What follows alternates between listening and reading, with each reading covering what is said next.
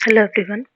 तो कल की क्लास में हमने कुछ आई की एनाटॉमी के बारे में बात किया था। आज उसी टॉपिक को मैं कंटिन्यू करती हूँ। तो उसमें आपका जो टॉपिक है वो था tunics and coats of eyeball.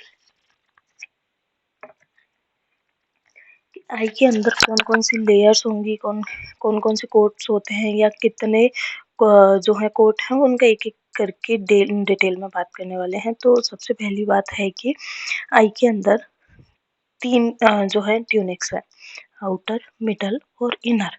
Outer को हम फाइब्रस कोट भी कहते हैं, मिडल को वेस्कुलर और इनर को नर्वस कोट के नाम से डिनोट करते हैं।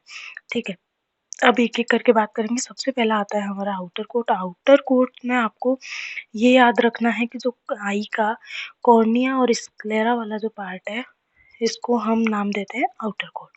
तो इसके अंदर दो पार्ट होते हैं, कॉर्निया और स्क्लेरा। तो कॉर्निया क्या है? आउटर कोट का इंटीरियर मोस्ट, क्योंकि कॉर्निया जो है वो थोड़ा सा उठा हुआ होगा, स्क्लेरा इस साइड में हो गया, कॉर्निया अपर हो गया, आगे की तरफ होता है। तो इंटीरियर मोस्ट पार्ट जो आई का है आउटर कोट का, वो कौन बनाता है? कॉर्निया बनाता है। ये कंप्लीट आई वॉल का 1/6 पार्ट है। ये हमारी कल भी बात हो चुकी थी। ट्रांसपेरेंट होता है, और जैसे कि ये कॉर्निया वाला हिस्सा है, तो ये इधर से किससे जुड़ा हुआ है? स्क्लेरा से। ये आई हो गई पीछे की तरफ। इसकी जो कॉर्निया की जो एंटीरियर सरफेस होती है वो होती है एलिप्टिकल, और डायामीटर जो होता है एंटीरियर सरफेस कॉर्निया का वो 11 mm होता है। पोस्टीरियर का डायामीटर थोड़ा सा ज़्यादा होगा, 11.5 होता है, और पोस्टीरियर सरफेस जो होती है वो सर्कुलर होती है। थिकनेस जो होती है, बस केवल थिकनेस ही आपको याद रखनी है, बाकी कुछ याद नहीं रखना है इंटीरियर पोस्टीरियर। बस इतना याद रख लेना कि दो इसकी सरफेस है। तो थिकनेस जो होती है इसकी वो होती है 0.52 mm। रेडियस ऑफ कर्वेचर को देखें तो interior radius of curvature of this central part 7.8 mm, 7.8, और पोस्टीरियर वाला होगा 6.5। तो ये भी छोड़ देना, नहीं याद रखना है आपको। केवल ये याद रखना है इधर से कि कॉर्निया का जो रिफ्रैक्टिव पावर होता है वो कितना होता है? 45 डायोप्टर्स। ठीक है, केवल इतनी ही चीज याद रखनी है, एक तो थिकनेस याद रख लेना और एक रिफ्रैक्टिव पावर।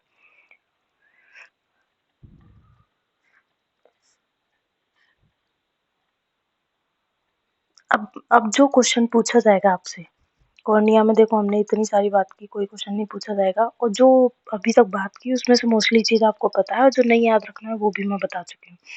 लेकिन जो क्वेश्चन 2 मार्क्स में आता है वो आता है कॉर्निया लेयर का। ये एआईपीजीटी में भी आता है ये क्वेश्चन, कॉर्नियल लेयर्स का। ठीक है, और ये 2 मार्क्स में आपके एग्जाम में भी आ सकता है कि कॉर्निया, या तो आपसे पूछा जा सकता है कि कॉर्निया में कितनी लेयर है, एक एक लेयर का जो है सीक्वेंस वाइज नाम बताइए, या कॉर्निया की हिस्टोलॉजी। तो एक ही बात है। सबसे पहली आउटर जो मोस्ट लेयर होती है कॉर्निया की वो होती है एंटीरियर एपिथेलियल। ठीक है, तो एपिथेलियम हो गई आउटर। उसके बाद जो सेकंड लेयर होती है उसका नाम है वुमेन्स मेम्ब्रेन।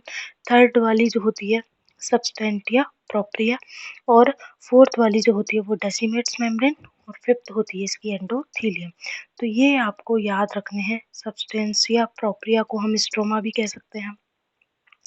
तो ये सारा आपको याद रखना है, सीक्वेंस वाइज याद रखना है। पहले एपिथेलियम होगी, फिर वुमेन्स मेम्ब्रेन होगी, फिर सब्सटेंटिया प्रोप्रिया, या इसको आप स्ट्रोमा नाम दे सकते हो, फिर फोर्थ आती है डेसिमेट्स मेम्ब्रेन, और फिफ्थ आती है एंडोथीलियम। ठीक है, तो सीक्वेंस वाइज इसको याद रखिएगा। और सबसे बड़ी बात, अब एक एक करके मैं आपको सबकी लेयर्स बताऊंगी तो आप कंफ्यूज हो जाओगे, इसलिए काउंटिंग्स भी याद रखिएगा। कॉर्निया की कितनी लेयर थी? 5।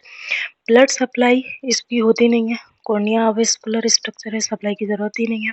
नर्व सप्लाई जो होती है इसमें एंटीरियर सिलियरी नर्व सप्लाई देती है, और which are branches of ophthalmic division of trigeminal nerve. तो ये क्वेश्चन जो कभी कभी डीप एआईपीसीटी में पूछ लिए जाते हैं कि जो कॉर्निया है उसको कौन सी क्रेनियल नर्व सप्लाई करती है, तो ट्राइजेमिनल की ऑप्थेल्मिक ब्रांच इसको सप्लाई करती है।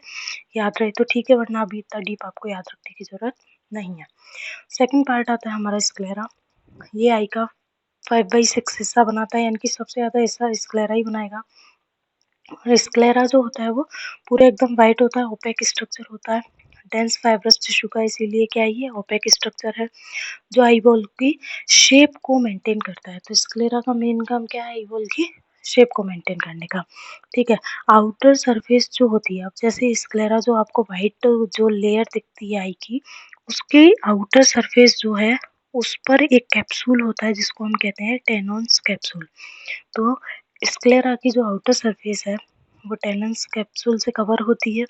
एंटीरियर पार्ट पर स्क्लेरा, मैंने कल आपको बल्बर और पल्पेब्रल कंजक्टिवा बताई थी, तो मैंने बोला था कि हाँ, जो बल्बर कंजक्टिवा वाई का विजिबल पार्ट कवर करता है, यानी कि कॉर्निया और स्क्लेरा को। तो स्क्लेरा के एंटीरियर पार्ट पर बल्बर कंजक्टिवा से कवर होता है और इनर सरफेस कोरोइड के कॉन्टेक्ट में होती है। जैसे कि ये स्क्लेरा हो गया, तो इसकी इनर सरफेस यहाँ पे तो क्या हो गया, कोरोइड, और इसके ऊपर कौन होगी, बल्बर कंजक्टिवा, और उसके ऊपर हो जाएगा टेनोन्स कैप्सूल, ठीक है। तो ऐसे थोड़ा सा इसको, बाकी 3D डायग्राम आप देखोगे तो ज़्यादा अच्छे से याद रहेगा, ज़्यादा अच्छी चीज़ें समझ में आएँगी। तो साथ में डायग्राम या तो बुक में देखो, गूगल पे देखो, यूट्यूब पे देखो, जहाँ भी देखना है डायग्राम इसका साथ-साथ देखते चलना है आपको।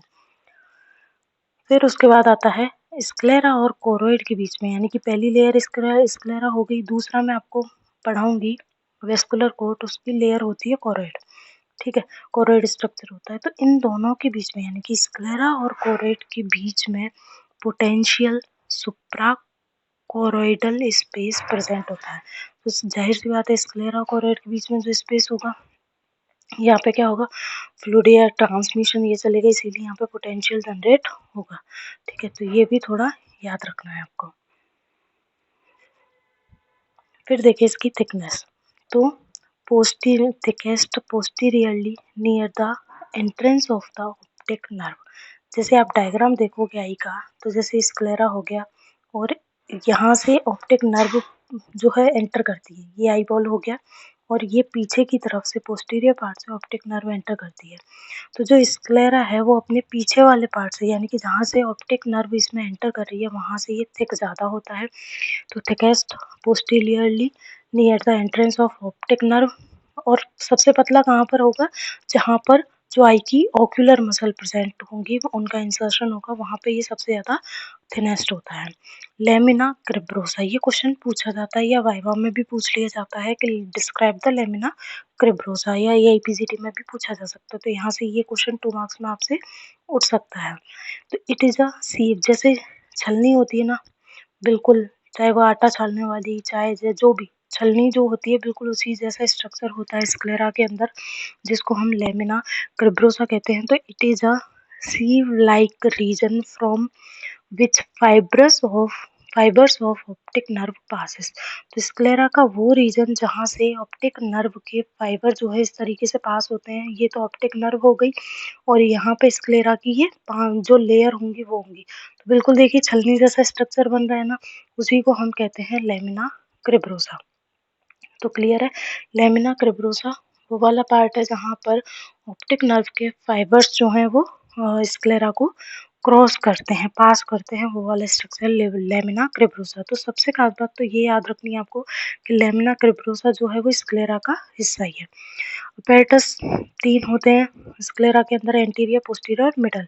इसकी लेयर जो है वो आपको याद रखनी है, लेयर सबकी बहुत ज़्यादा, हिस्टोलॉजी लेयर जो भी बोलो आप, सबकी इम्पोर्टेंट है। जितने भी स्ट्रक्चर बताऊँगी, चाहे वो कॉर्निया हो, स्क्लेरा हो, रेटिना हो, कोई भी हो, सबका आपको याद रखना है। तो स्क्लेरा के अंदर 3 ही लेयर होती हैं।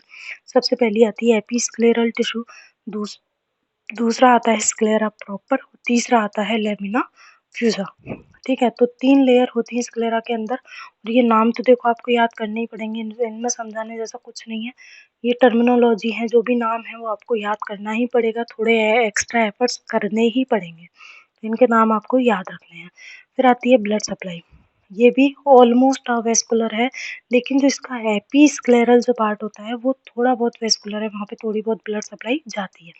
नर्व सप्लाई के लिए देखें तो इसको लॉन्ग सीलियरी नर्व है, उसकी ब्रांचेज इसको सप्लाई देती हैं। तो ये था हमारा आउटर कोट, जिसके पार्ट थे कॉर्निया और स्क्लेरा। अब सेकंड बात करते हैं वेस्कुलर कोट की।